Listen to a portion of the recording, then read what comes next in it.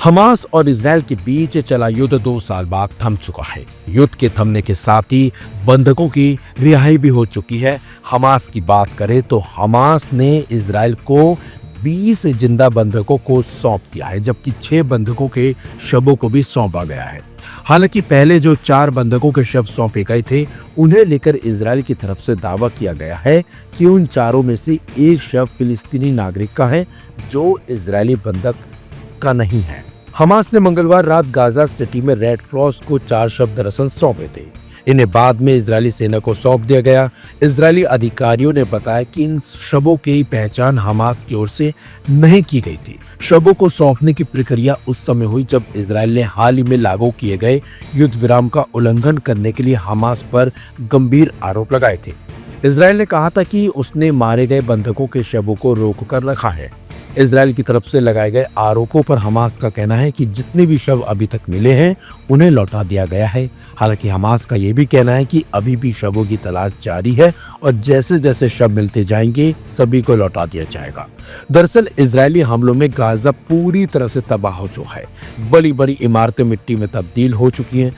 ऐसे में शवों की तलाशी करना हमास के लिए भी आसान काम नहीं है, जबकि इजराइल हमास पर शव छिपाने के गंभीर आरोप लगाकर धमकी दे रहा है फिर से जंग लड़ने की। इससे पहले भी इजराइल ने मार्च में सीजफायर तोड़कर जंग शुरू कर दी थी। दरअसल इजरायली रक्षा मंत्री इजराइल कॉट्स ने सेना को आदेश दिया है कि वह गाजा में युद्ध के लिए फिर से तैयार रहे।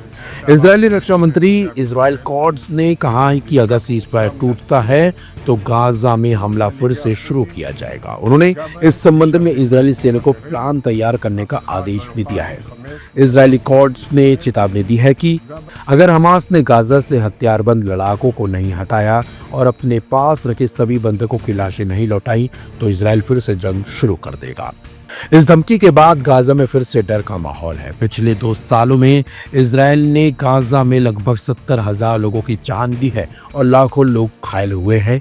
इस जंग में इजरायली हमलों की वजह से गाजा में भूखमरी और कई तरह की गंभीर बीमारियां भी फैली हैं। इजराइल रक्षा मंत्री की ओर से यह धमकी गाजा में सीजफायर लागू होने के 6ठे दिन आई है, जब हमास ने बुधवार को 2 और बंधकों के शव सौंपे हैं और कहा है कि उनकी कस्टडी में आखिरी लाशें हैं।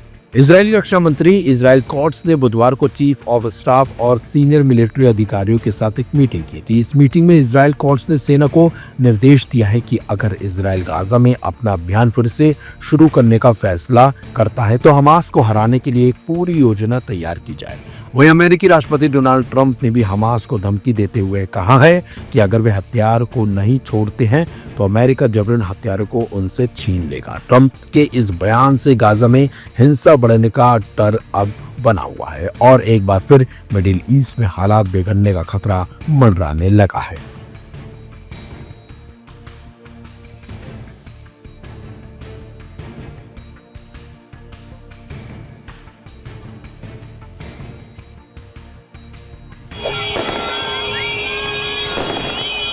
गाजा में शांति की बातचीत हो गई है। 2 साल के युद्ध में हजारों लोगों की जान जा चुकी है।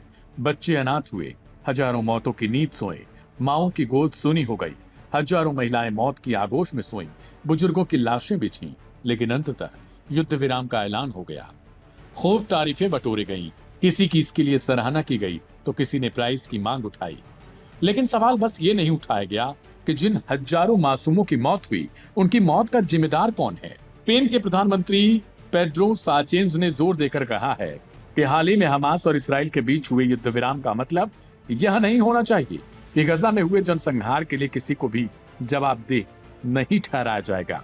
साचेंज ने मंगलवार को दिए एक इंटरव्यू में कहा कि शांति का अर्थ यह नहीं होना चाहिए कि अपराधियों को छूट दे दी जाए या पीड़ितों को न्याय से वंचित किया जाए। उन्होंने स्पष्ट किया कि फिलिस्तीनी पीड़ितों के लिए न्याय किसी भी युद्धोत्तर व्यवस्था का केंद्र होना चाहिए। साचेंज ने यह भी कहा कि गाजा में जनसंहार के मुख्य कर्ताओं को न्याय का सामना करना ही होगा।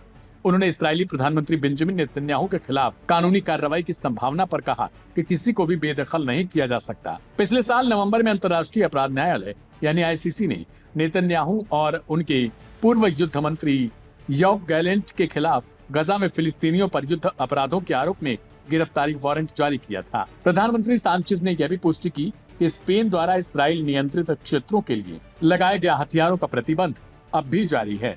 उन्होंने कहा, यह प्रतिबंध तब तक लागू रहेगा जब तक कि शांति की प्रक्रिया पूरी तरीके से स्थापित और सुदृढ़ नहीं हो जाती। यह बयान उस 20 बिंदु गाजा प्रस्ताव के बीच आया है जिसे अमेरिकी राष्ट्रपति डोनाल्ड ट्रंप ने इस महीने पेश किया था और उसी के सहारे अब शांति के लिए भी डील हो चुकी है।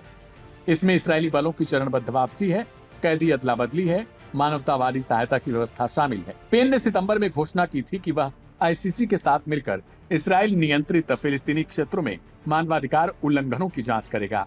सांचेज ने इस्राएल के खिलाफ कई कड़े कदम उठाए हैं, जिनमें स्पेन के हवाई क्षेत्र को सैन्य सामग्री ले जाने वाली उड़ानों के लिए बंद करना, जनसंहार और युद्ध अपराधों में सीधे शामिल लोगों के प्रवेश पर प्रतिबंध और इस्राएली बस्तियों में उत्पादित वस्तुओं पर प्रतिबंध शामिल हैं। सांचेज ने कहा कि स्पेन भविष्य में शांति स्थापना और गजा में पुनर्निर्माण प्रयासों में भी भाग ले सकता है। उन्होंने यूरोप की गजा और रूस यूक्रेन युद्ध के प्रति दोहरे मानकों की आलोचना भी की और इसे 21वीं सदी के अंतर्राष्ट्रीय संबंधों के सबसे काले अध्यायों में से एक करार दिया।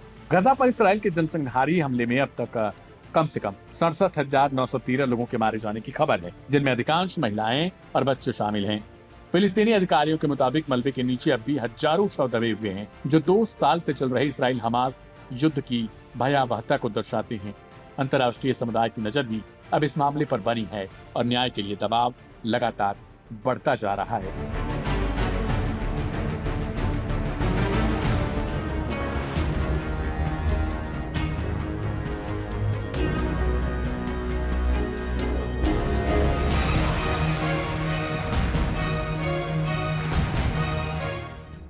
मिडिल ईस्ट में अभी शांति लौटी है। 2 साल के बाद युद्ध थमा जरूर है, लेकिन इन 2 सालों तक गायब रहने वाला एक नाम अचानक से चर्चा में आने लगता है और फिर इस शांति प्रस्ताव का सबसे बड़ा खिलाड़ी बन जाता है।